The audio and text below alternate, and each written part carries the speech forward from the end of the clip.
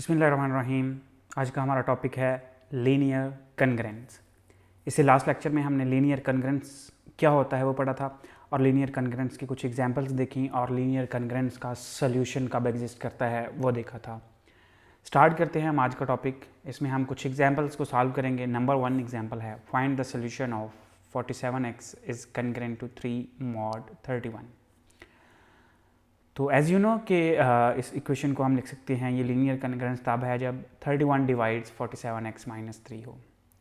ये कन्ग्रेंस की डेफिनेशन है कि मॉड m जो है वो डिवाइड करेगा a माइनस बी को। तो यहाँ पे 31 डिवाइड करेगा 47x माइनस 3 को। अगर 31 डिवाइड करता है तो by division algorithm we have 47x minus 3 is equal to 31y। Okay हो गया जी। इस इक्वेशन को तरतीब से लिखा हमने, वेरिएबल्स को लेफ़्ट साइड पे लिखा और कांस्टेंट जो था 3 उसको हमने राइट साइड पे लिख लिया। 47x minus 31y is 3। अब इस इक्वेशन का सलूशन तब एग्जिस्ट करता होगा अगर GCD ऑफ 47 एंड 31 डिवाइड करे 3 को, क्योंकि ये एक लीनियर डाइफोटाइन इक्वेशन है।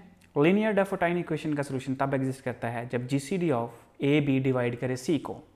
A और B ये कांस्टेंट्स होते हैं x और y वेरिएबल के, और C is a constant from right hand side.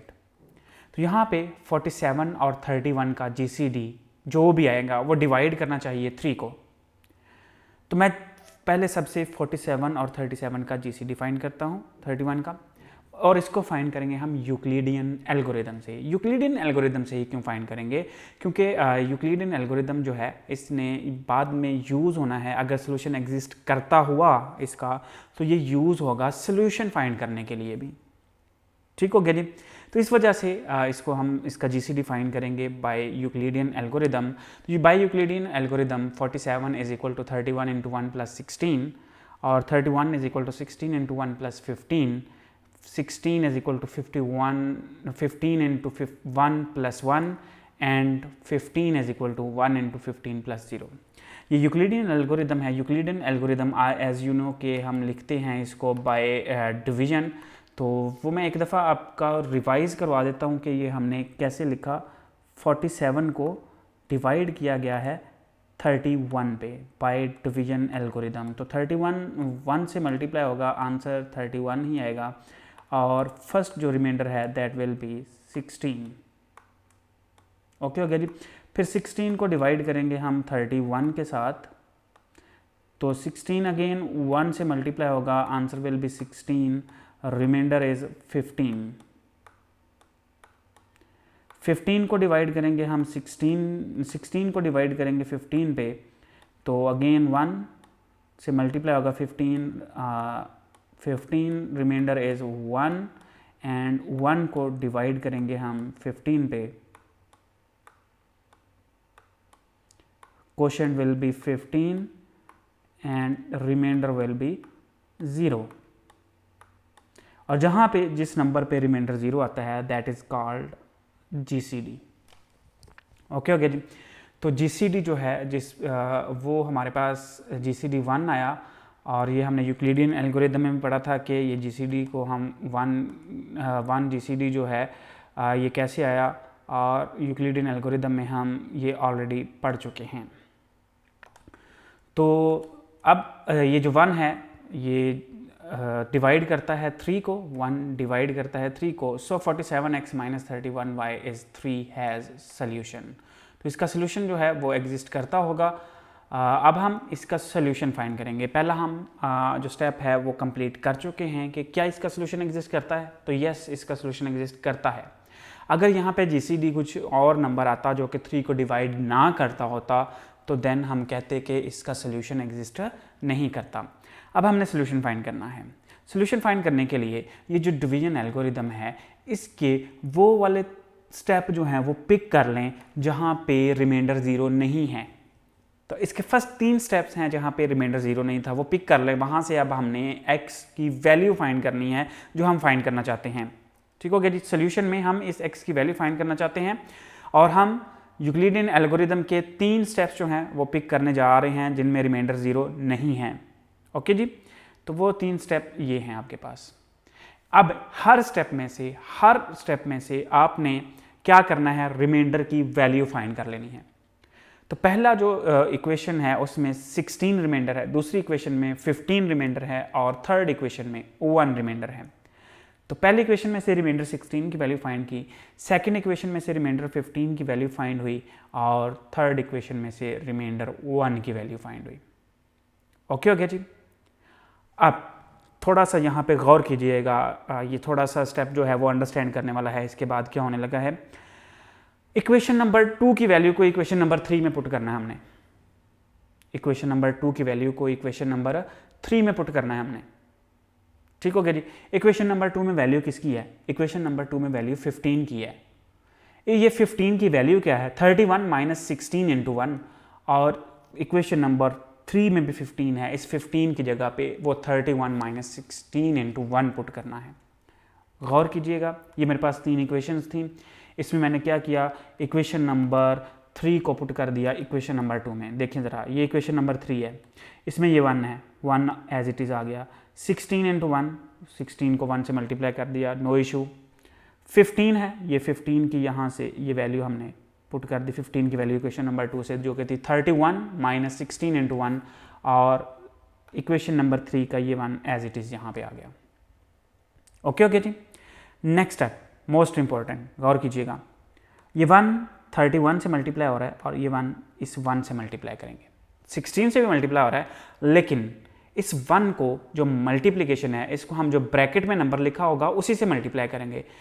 इस क्वेश्चन का आंसर आपको इस क्वेश्चन के एंड पे मिल जाएगा कि हम इस 1 को 31 से मल्टीप्लाई कर रहे हैं और 16 इंटू इस 1 को इस 1 के साथ मल्टीप्लाई ही क्यों कर रहे हैं।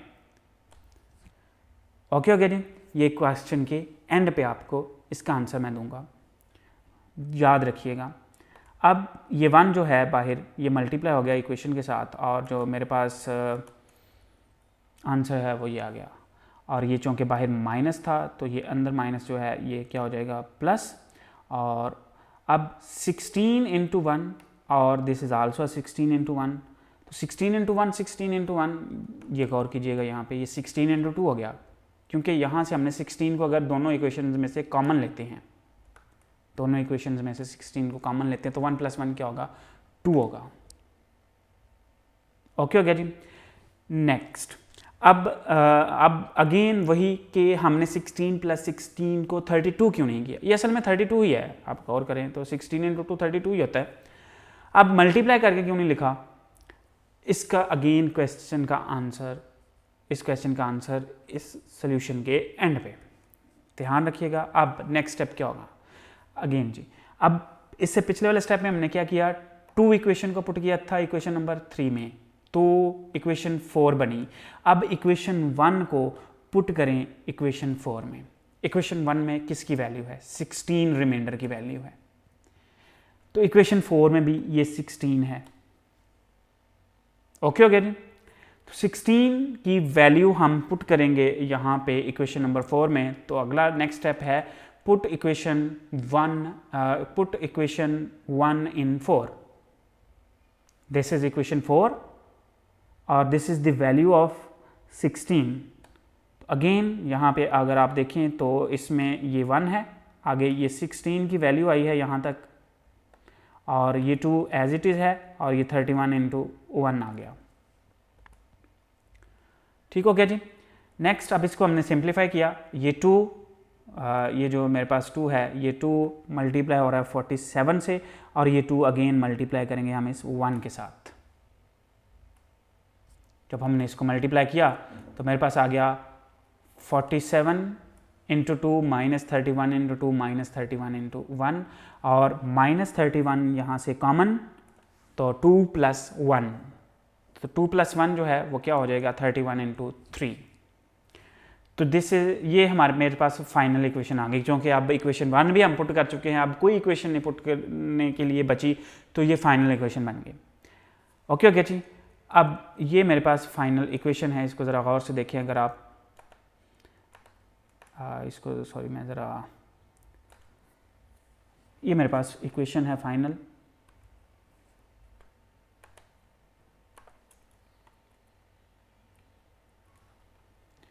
47 into two minus 31 into three is equal to 1। जिसका मैं सोल्यूशन फाइंड करना चाह रहा था वो क्या थी, 47x minus 31y is equal to 3।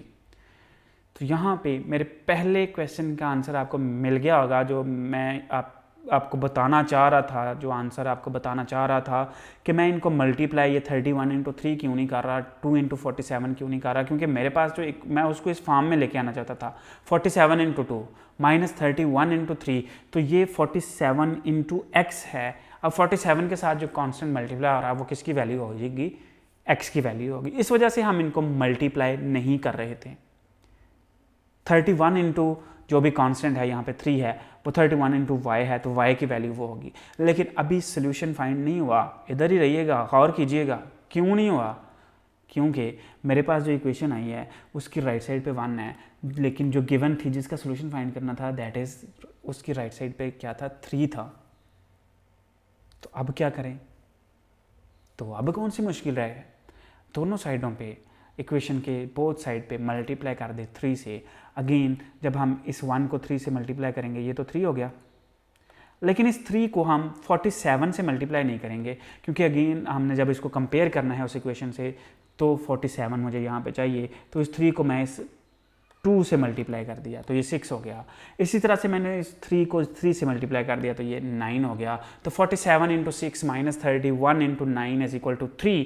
47 into 6 is the value of x, so x is equal to 6। तो क्वेश्चन खत्म। एक और एग्जाम्पल देखते हैं। Find the solution of 97x is congruent to 7 mod 17। इससे equation 97x minus 17y is equal to 7 ये equation बन गई। इस इक्वेशन का हमने सोल्यूशन फाइंड करना है। This is a linear Diophantine equation.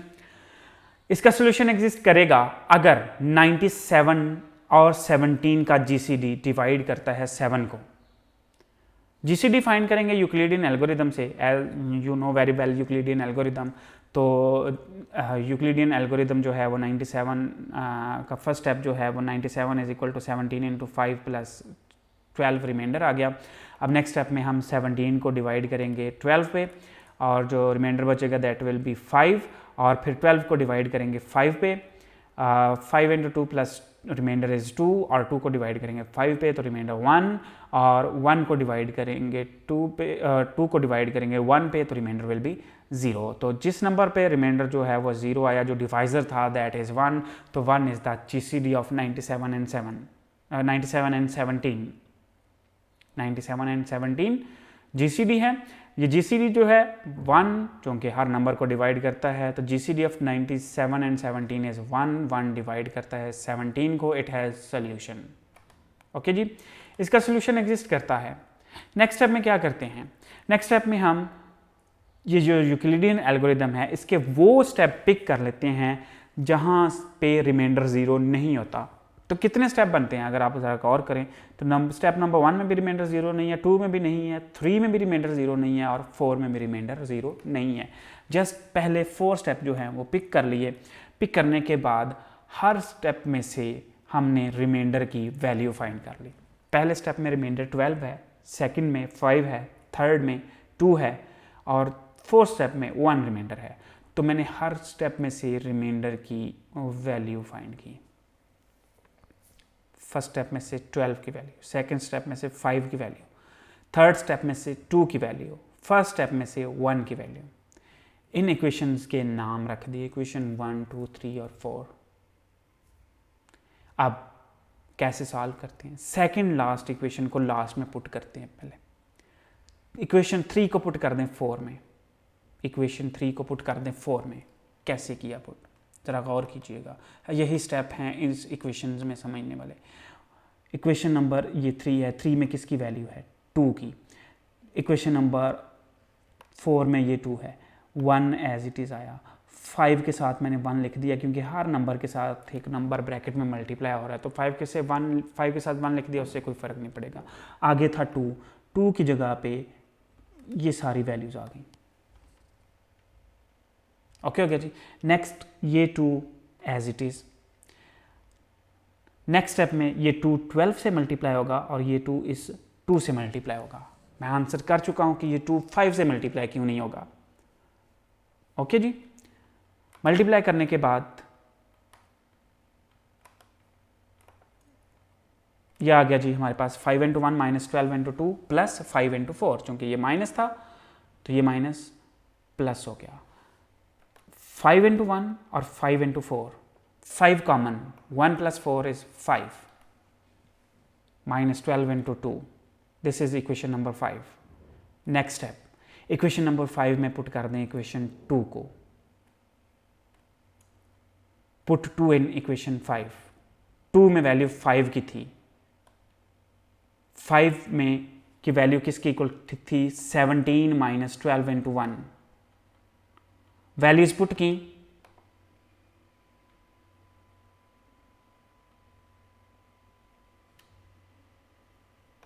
Sorry ये मेरे पास जो है वो स्क्रीन रिज्यूम हो गई है। वैल्यू हमने पुट की, देखिए जी 5 इंटू 5 है, 5 की वैल्यू है 17 इंटू 12 इंटू 1, और नेक्स्ट ये 5 एज इट इज़ 12 इंटू 2, ये 5 17 से मल्टीप्लाई हो रहा है और ये 5 इस 1 से मल्टीप्लाई हो रहा है। मल्टीप्लाई करने के बाद उसको हमने सिंप्लीफाई करना है। 17 into 5 minus 12 into 5 minus 12 into 1, 12 common इसमें से, 5 प्लस 1 क्या होगा 6, तो 17 into 5 minus 12 into 6, this is equation number 6। Equation number 6 में वैल्यू पुट कर दें इक्वेशन नंबर 1 की। इक्वेशन नंबर 1 में वैल्यू कौन सी गिवन है 12 रिमाइंडर की, तो ये 12 रिमाइंडर की वैल्यू जो है वो हमने पुट कर देनी है इक्वेशन नंबर 6 में। ये 12 है, इस 12 की जगह पे हमने ये वैल्यू पुट कर दी। 6 97 से मल्टीप्लाई होगा, 6 5 से मल्टीप्लाई होगा, मल्टीप्लाई होने के बाद ये हमारे पास बन गया, और इसको सिंप्लीफाई किया तो 1 is equal to minus 97 into 6 plus 17 into 35। Okay जी, this is the final equation. क्योंकि अब इक्वेशन जो हम पुट कर रहे हैं वो ख़त्म हो चुकी हैं, तो ज़रा यहाँ पे देखिएगा, ये मेरे पास इक्वेशन बन गई 1 is equal to minus 97 into 6 plus 17 into 35। इसको जो हमारे पास इक्वेशन है उसके साथ कंपेयर करते हैं, जिसका सोल्यूशन फाइंड करना चाह रहे थे वो क्या थी 97x minus 17 into Y is equal to 7। अब मेरे पास है प्लस 97, लेकिन यहाँ पे तो माइनस 97 है, तो मैं क्या करूँगा, और यहाँ पे देख लीजिएगा मेरे पास इक्वेशन में गिवन था -17, लेकिन यहाँ पे +17 आ रहा है, तो अब क्या होगा, बहुत आसान है, और कीजिएगा, ये जो माइनस था -97 यहाँ पे, सॉरी ये जो -97 था और यहाँ पे ये जो प्लस था, माइनस को मैं इधर 6 के साथ लिख लिया और प्लस को मैंने माइनस इंटू माइनस में ब्रेक कर दिया। माइनस इंटू माइनस क्या होता है प्लस, एक ये माइनस आ गया और एक ये माइनस आ गया, क्योंकि मैंने इस इक्वेशन को जो गिवन इक्वेशन थी उसके जैसा ही बनाना था। ठीक हो गया जी। अब अभी भी सॉल्यूशन फाइंड नहीं हुआ, क्या रह गया, राइट साइड पे क्या है 7, यहाँ पे राइट साइड पे क्या है 1। इसको 7 करने के लिए क्या करूँगा, दोनों साइड्स पे मैं इक्वेशन को 7 से मल्टीप्लाई कर दूँगा। 7 से मल्टीप्लाई किया, -6 को 7 से मल्टीप्लाई किया -42, -35 से मल्टीप्लाई किया -245, और 97 इंटू एक्स है, एक्स की वैल्यू फिर क्या फाइंड होगी मेरे पास -42। अगर आपका कोई क्वेश्चन है मुझे लाजमी बताइएगा कमेंट्स में, और अगर आपको मेरी ये वीडियोस पसंद आई हैं तो मेरे चैनल को लाइक कीजिएगा और सब्सक्राइब कीजिएगा इस चैनल को, और मेरी वीडियो को लाइक कीजिएगा। अगला लेक्चर जो है उस वक्त